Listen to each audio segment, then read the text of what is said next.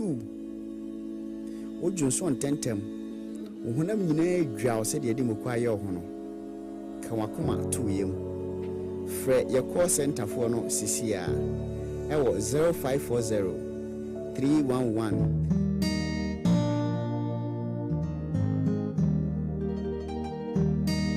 Afedia SOMPA no trendi o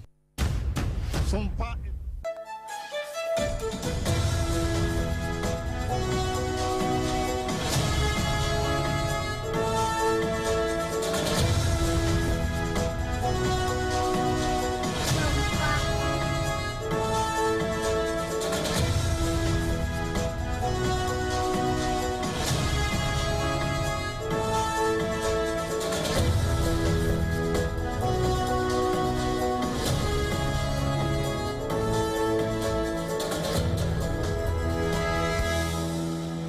Abo nonsia ahanye SOMPA 106.5 FM Accra Ghana de shimaima ya mamu nyina ache ebraso si ade SOMPA kasebo esomo na kasebo yi eneye Good Friday na ese Easter Friday Yesu Kristo ni wone ne soriye ene ekwa akosi adwada ne nyina ye de kaye na ene ena Judas de betrayal kiss no ode ba be ma no na wo wi a wayi no ama na wode ne konese adamfo yimima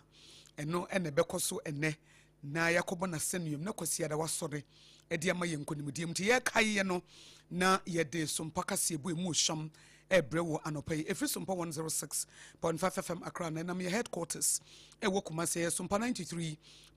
FM sanso na SOMPA TV anam so ayiko 100.9 FM Kumasi Adamfopa radio ewo Paris France takwa SOMPA eye 101.1 Techima SOMPA 106.1 sunyana SOMPA 98.9 enkranza mensonom nyame eya aduma wochine ya enkranza henene hema yedi wo musi adwaso wo monso afa ewo enkranza SOMPA 90.7 eno achimankasim ye Kingdom 106.1 FM decoder so baby radio on SOMPA FM live your Facebook page ni SOMPA 106.5 FM Accra and na YouTube nso SOMPA FM live your website ni www.sompaonline.com doma FM doma hinkro so 100.7 FM de mo hinkro eno ma petim edi afa baby a edi ahimna edi adencheche ewo ho Nana KJC Company Limited wotoma dansi hu niema na nopa no nsia kase bobre ena asono sanso ena Leicester Ghana Limited omudi ya street president brush aba ena chichiwusi na chichiwusi anopa ene enumere white no ema wusi ne ye fita 2074 mesha ife ne T74 titi dudo no ene aye ne tise nsuo ene di DHC afra endpoint homeopathy clinic Dr. Dubuaten Sebra na wonfa homeopathy so na wonfa nsa wo yare wo mu na ebo ye chidom am ye di anopa no nsia kase boyi asomo ensama ye di somo anopa ye di makotene no ebini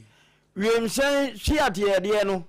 ɛboɔ ne bia ba abɛtɔ so wɔn mu a de kwa ama no ne $100 da so na Ghana ha ya nso 100 Ghana cedis na soafo a wɔno ɛna hwɛ akɔbadie ho nsɛm so wakyerɛ mu die ntie ba ne saa na asuye a omushe akwan ne kwantempon so wo Ghana ha kyerem se Public Accounts Committee of Parliament report no omudi atudwa no womugitu mu onye yi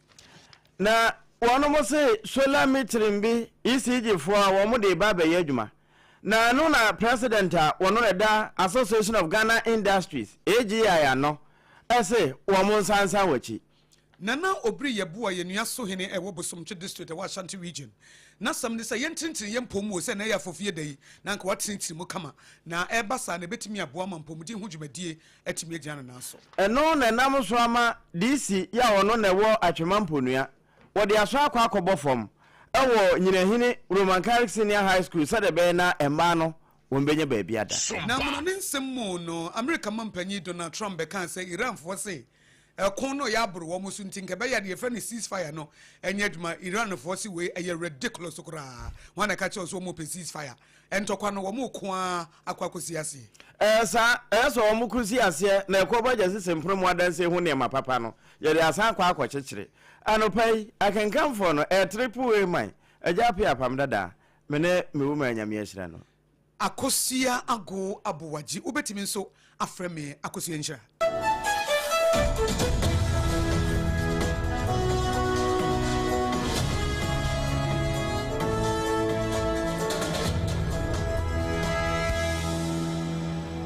afi yenye brena ensem na nesre na basa yentutu mfa ma wa no pay live for TV no so say your flat screen na asset kopo ni TV ansana obekọ baabi a wakọ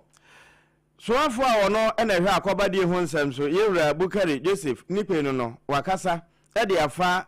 adupre wiense tiade no a ono matoso no de nti a eba na sa na woni ensan twefo ebo nkomo no wobekyerechirem se sie wo mo a etu afiri Ghana ha akwa amanone $100 ababeto so na afi wono mo nso a ebia nka obefiri nkran wakosunyane anakumase tamale nomne hu eno no nso no 100 Ghana cedis na ababedo so na omo kyese na no se sia petrol ntumo no kura yenyan hunapuma tobre no na adusa na wo kyese enya ne bone so se de be na wo betumi ase adwuma no mukena na se eba akobadie mu ewo wie mu a abibre mu ha de Ghana de no be danso ase ni nyina na bra wo kyerechire mu no se de wo boss ni. And all over the sub-region, our airports are in very deplorable states. Let me tell you that from 2012, Ghana Airport Company did not make any comprehensive levies or charges to upgrade our airports. Our sewage treatment plant is 25 years old, almost full to the capacity. If we do not do something about that sewage treatment plant, one day we will see a reversal of whatever waste we put inside. And as a country that wants to be the hub to aviation, we need to address it. Every day when you pass at the airport peak hours, sometimes I go there to help in the management of traffic. Our car park is too small to the point that the cars overflow to the streets and create a lot of traffic congestion. Enti de opa homa so no enye na numude na emom eye ne yiye muntira Ministry of Transport ho Minister Wodano Yewura Joseph Bukari nipe na aka asemi ewie na osande to so se si akura no ahode no aboa nko awia sunyane wa bogatanga eho nyina airport mono chia ote roba wo mo sa ba be yo ho enti se nto so aba adehye no enka wakoma nto ye no wo mo aboso enyo na edinkunimdie bi ba. We cannot be the hub to aviation when our domestic aviation is not functional. We only have Accra Airport, Kumasi, Tamale, Wa and Sunyani. The runways are too short, and so jet engines or planes cannot fly to those areas. For instance, the Sunyani Airport runs only 1.4 kilometers, which will not allow any jet engine to land there. And so we are proposing to build a new airport in Sunyani, which will now have a runway of about 2.5 kilometers that will accept both propeller engine aircraft and One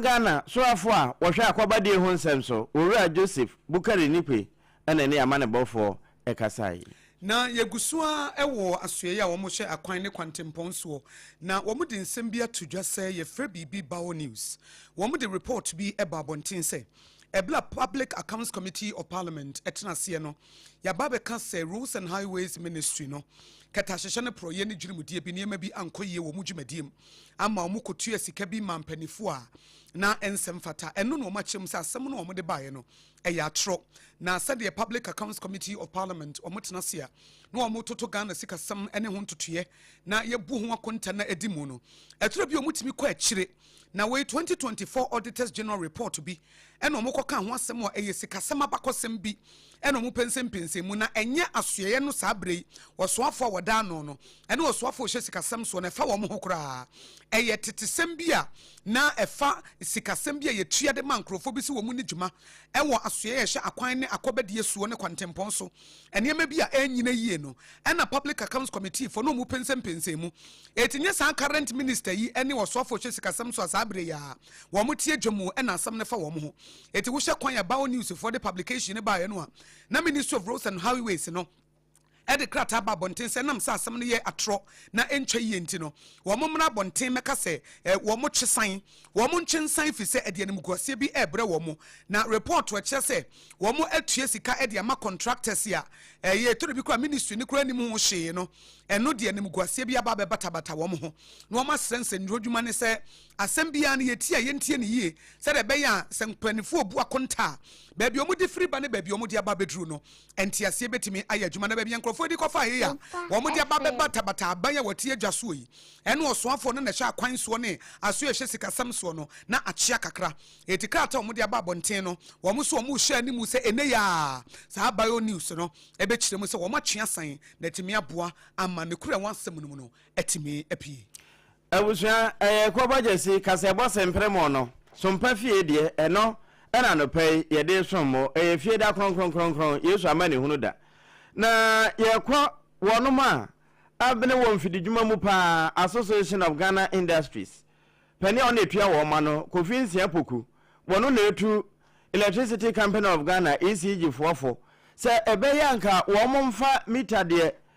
se kwabase anyirama hode no didi dwuma na edu babi de nka ehwiegu a na asasa na chi na ECG fo age wo ma de na ja wo master se de beya wo man betimi anya bie na enkane ya no endundum wasese de ese wo mo yo ne se wo betimi ama wo mo a eya ankura sese wode wo ho atototo wo wi ahode ne yeso no safoi anka eho no beye wo mo akono pa ama wo mdo wonjo tira hye ho na wiasa aba beboa ma aba de na pagya enti sa de a ene obekoso ehuna mane saa na wo kasa ansemi onya daje bobo de enti a wo kire de wo kire no going on for a very long time. It doesn't seem to have a solution. We are promoting solar, and when people have excess energy and they want to give back to ECG, they don't seem to have any solution. So we would like you to take it up. In most countries, they all use reverse meters. I don't understand why Ghana is adamant to the use of reverse meters. Because if I have excess, I give to ECG. If I'm in need, I take from ECG. Then at the end of the month, a balance is struck, and then I pay my bill. Eni awoti ye, president at the Association of Ghana Industries. Agifo wo mo panim pa, yewra kofinsi apoku, na no wodi afutu Electricity Company of Ghana. De wo mbere ebebo ama nyina ma hoden no ye betimi de adi dwuma na ebi besa ka akire na ye nwurawura du nsom meka wo se ekoba simpri mo bema ba anopa no nsia kase ba na wutie na Easter Friday ayefe no Good Friday no na Leicester Ghana Limited ya street president brush gina baba na tonti na 74 mixture ejina tata na enwachi no so endpoint homeopathic clinic enso mema wo akwaba na niaso hene wawobosomche district wa Ashanti region na obri yebo wakasa de afutu ama Ghana for se bia na ya fofie dei na nka wate wo ho agum na ne America yi jogging wonna museya na wotinitiri wompom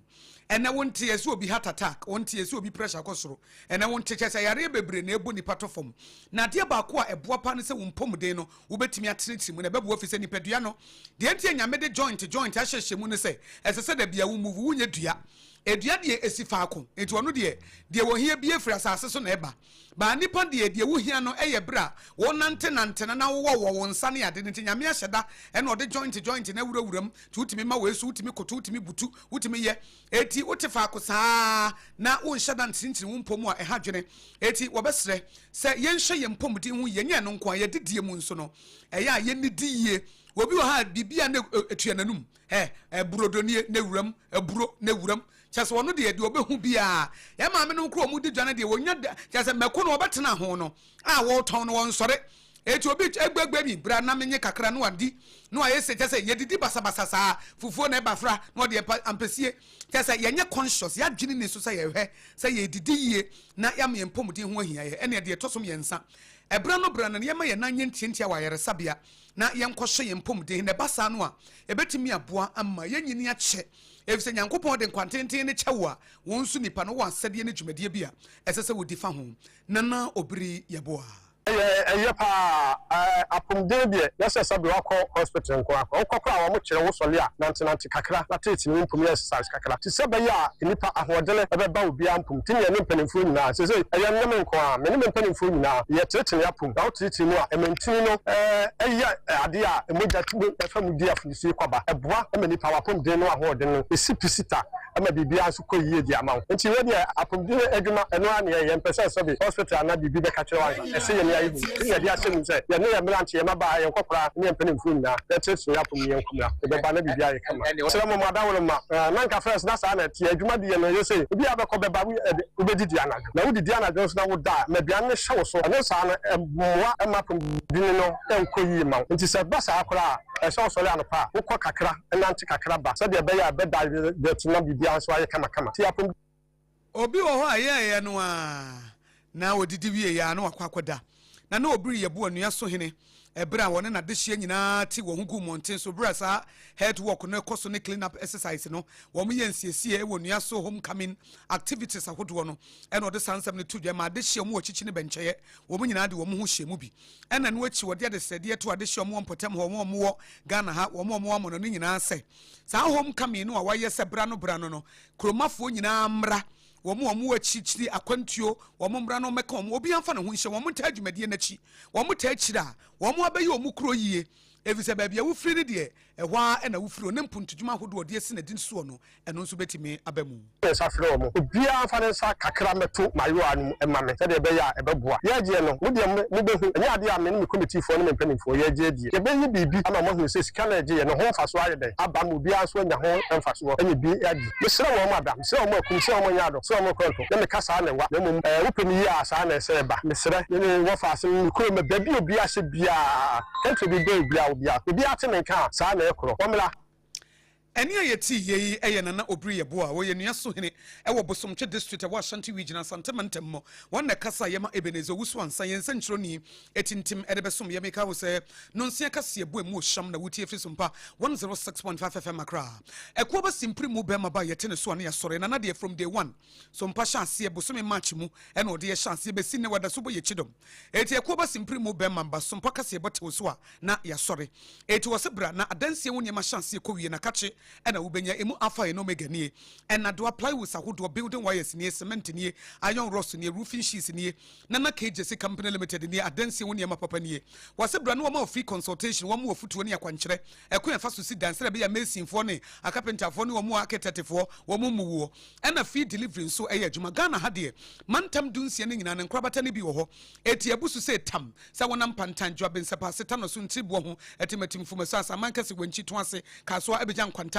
achimoda me kasa me bobo so amenwie ne bom de me pa che ne se Ghana ha ba bie ni ho a wo beduru a eko ba simpri mu be ma ba dansie ho niema ne wonya bie eti sa wo nkran wo kuma se mantam dunsie ne mu bia na wa frɛ 020 4355040 eye 020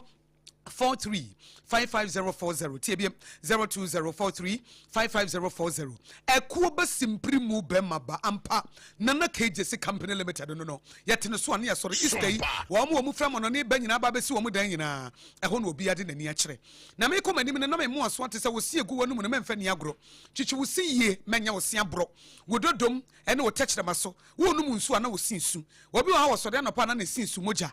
enemrem yesu nkwa na wo kwa asenua no so na ne su no ene fifire ne ya ada ne moja na wo se pa de se wo si besu moja pa de ya fra na adabraka wo se ebesu moja adabraka eti Leicester Ghana Limited ya street president ne brush no ena wo hia na yas white ne sa wo se na ye green ne brown a nkonkom bi hyehye kire na de yiyi ne nyina afiri ho ena gel no ene herbal no ene total care no so wo techrama no dodom no na aye ne fine enti Leicester Ghana Limited ya street president ne brush ya som sa wo won kran ya no afre 0501619588 05016199588 and now welcome us into 05013903338 05013903338 Leicester Ghana Limited ya stood pace and in the brush ya zenko adia obi abeka se ebusuan chemfa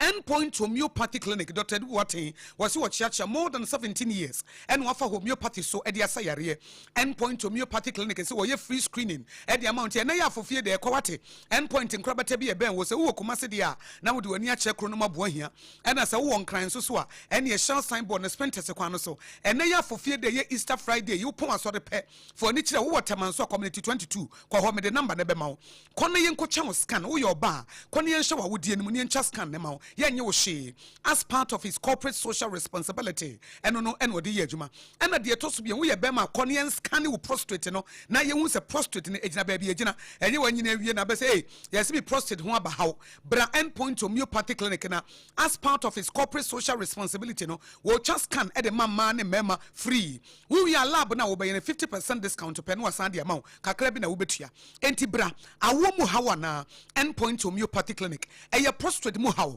endpoint homeopathic clinic premature ejaculation brabemena ensesa nkwanchen kwan enuro bi no noma friade a amene meyiri tu kwan a mesi ye konkran medu nsa wa ma no masi etimi pe dro bi dabi bra endpoint ne yenye wo lab test fi se ye wo lab technologies e wo ho na won hye adekudie ntia ama wo kwan so no mpamu agudie no ato apen bema enye nkwanchen aduro e na wo hia ene sa betes no a wo no bra na endpoint homeopathic clinic emwo enna se bia low sperm count no wo ye bema ye wo so obi banyem wo yere meso mensu bra na if we low sperm count be high sperm count enkwamwa no ahode bi bebam endpoint ene be ye ne sa kidney mu ohaw liver mu ohaw physiotherapy massaging ne nyina wo ye ho adwuma enti ene na me kan holiday yi ko na ye chow scan for free spenta se kwan so ene kuma se kronoma bo hia je number ine frɛ Dr. Dupuate wono abefa eye 0244 867068 0244 867068 and 0274234321 and 0274234321 endpoint homeopathy clinic yasom na sa won pese yare ne beba kora dia ene titidudo no ya nananom so ho de enti obitimi nya 120 years 130 years na ne se ba kokora ntunto fom ne se no omo numa duro bi ya ne yefe ne titidudo sa dudo no enhama ne nubuna ne yakekensi ani na enyono nenso ene eno ne ya ntise nsuo na dia dia toso no Tontina 74 nesa T74 na de T74 kan se bra wo ye obi edu anadwo a wo junso ama ne che ansa na ade wutimi junso ba 10 times ansa na ade ache also edu ye firi mu akoniaba ekro towa e chansa na ewu na che se infections ahodo a eye wo no wo immune system na ayemre se wo boost wo immune system no ayare de wo ne to nkwanta na apai de enti a wo nuro don so nyina ne se wo immune system no aboho enti Tontina 74 mixture eye T74 no ene na wo hia enti o kan shi drugline ena kumase ashtown ebi wo ho ye de DHC afra ena FDA agye tomu T74 titidudo no ene ye nti se nsuo eti wo no mu ayeti se nsuo nanso ahodi no nyina ewum bomode ansa obefre 024 607349 and 0246073498 and 050162891 050162891 make us some podcast here but we Sompa 106.5 FM Accra.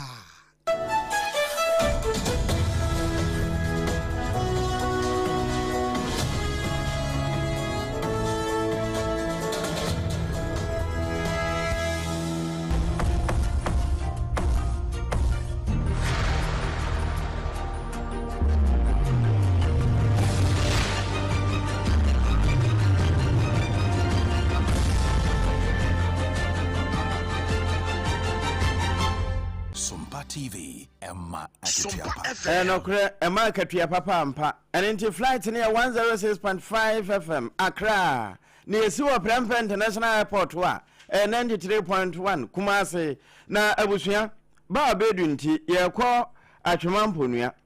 Na this year Honorable Ibrahim Ishak na wode aso akwa form. Sade be na nyinahini Roman Catholic SHS. Esuafo a wotitu ne mba no wonbenye baabia da enche bia na ojahwehwem ehyehe won potamu ho ema won mwada na ekokoto apenti na won na yemunye enam saye so ema get fund so esan won hwene so se won bedum asom ama won matimi asi dankora na dia ma won se de be na ma ne benye baabia da enso ho emema mu nso no won besa akora ho de friend say renovation no ekoboje system promoderment na honorable Ibrahim ene ba bedu ebonkomosi nyina man ni atwampo no nyina anija ani ewa lichim nyina se bebe mfemiansa na ye boys hostel a ewo nyina hini senior high school ejatom abana wo so na badada no antimi antisi eda no tina babia nkwara no beda no ayeden na school no so omunne befitting hostel and boarding house ma emba ama nipa wo school mu no so na sote ntinyame adoma his excellent gentleman mama ebo mi DC no school ne penifo no do mo ha beto me omanim me hwe ho se me so me ya mafom dia ama omo problem no se antimen to ase kra e de baba bia ahokyere pia o school students and teacher for no so baba from pa timbo kompo e kire get fund me get fund from penifo to twin komo asadanka opinion order get fund any the regional minister omo nyina so me mu enadwie yi me kati sod amiasi emma enkomoi wane minister enkronkumamu babia empuntu abo wo mape de woda no e wa santemamu ba bedu ene boy na ye kwakowie ensem yi ewo amonone yenim se sabrede America ene Israel wo moto hye Iran so ena Iran so Middle East won so Kuwait ne amaya twa mo ho hye nyina wo ye US allies no wo mo so munyi bi na mo so mo hwian eti enya sam keto United Arab Emirates wo de ho nyina aye basabasa ne buburuja na sai ntokwa ekoso wa America ne Israel ne Iran for entemo no ena nanu wukoda America mampanyi Donald Trump ba bontin say we de madawuru matede asie Iran for ayemobo wo mabeka kire ye se enkebe ya ntokwa na ye ko nke ye nyai ceasefire ejana no odin wo mutime ni America nko wo mbetofom eno na Iran for se ye hene ha eye ridiculous okra da ba na wo ye frɛ wo da ba na ye frɛ wo ka che o se ye ntimi nko ekon no ye ko akosi ase enye no kura da bi rada ena de eno achi no Trump asema wo ka say han wo be blasting mia bi na kwamu ada ho said ebe ye masu hyen wudwumadi akoso e de ama Britain ne ama echo mo ho ahia no se he wo mo nko ma no to mo sa akwa no kura wo mo si eti sabre de Iran for babontia babesi se pempen wasi ne panyi enye no kura se America mampanyi Donald Trump wo makwa ka chen se wo mo pe ceasefire eti ekon ye ntwa so na ye ntena se na asumdue bua na ye nom obi eni ho asumdue bua na wonom ne ne anom ne china entokwa na beto so a kopem se bekwa wie ya weni nsem a Iran fo nso eti ababonten anopai eno so ne yegina na ekoba jese sempremo kase eba anopa no nsia so mpafie yede so mo TV ne FM so ma efa Facebook YouTube ene baabia information centers amanfo phone so na age baabia afa no yede wusie na bia age afi na afidie no waso a ensemo a yede ba ye ne bi ne se Ghana eba adupre akobadie enho bo na yetua se ode kwa amana ne $100 abeto so na Ghana ha ya so 100 Ghana cedis na yewura bukari ni pe won ne pani a woda so ye na no wo kirekire die ntia asoye ye hye akwan ene kwantempon so mechem ni so roads and highways Ghana wo maba bontia chrem se news bi about news for the ba ye se public accounts committee for so wo matua sika bi ama contractors ya wo mo anya adwuma bi wo kura ministry ni enim ho hye no sansam no enya no kure yewura kofinsi apoku wono ene president of the Association of Ghana Industries ano was ECG for se enyina ma hoden Ghana de no ankura de won ho behye mu a momma niam bi ngo emfa ma won na nana obri yeboa eye nua so hene wo bosomche district e wa Ashanti region wo de afutu ma Ghana for 92 ene ye Good Friday na se Easter Friday yi se yama ye pomdi ho hia ye niam miensa de ye die ye betintin ye pomdi mu na brano no yama ye nan ye ntientia wa yeresabia ne ehunu se de ye pomdi mu tabia esitie emfie miensa ni eja ato nyina hene kare kan se chesa ema babia won beda kura na aye bibie wo ho no get fund akwa akoso wo mu ama honorable Ibrahim Ishaq ede aso akobo fom maba abedu etobre yen yetu fanso okori ekopie Iran for say Donald Trump asemo a wokan ese wo mo ba se ceasefire ekon no yenyan no wo buchirem se enye no kra ne yekam se kase bo efi SOMPA 106.5 FM akra na fire headquarters e wo kuma se SOMPA 93.1 FM and SOMPA TV so ayiko 100.9 FM Madam Fopa Radio Paris France takwa SOMPA 101.1 and which itachima SOMPA 106.1 so nyana SOMPA